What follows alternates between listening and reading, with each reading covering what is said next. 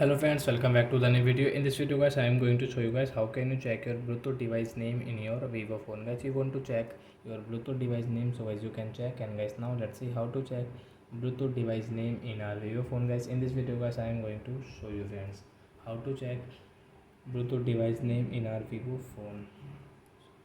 In this video guys, we will talk about. So before starting video friends, first of all go and subscribe my channel, click the bell icon and like my video.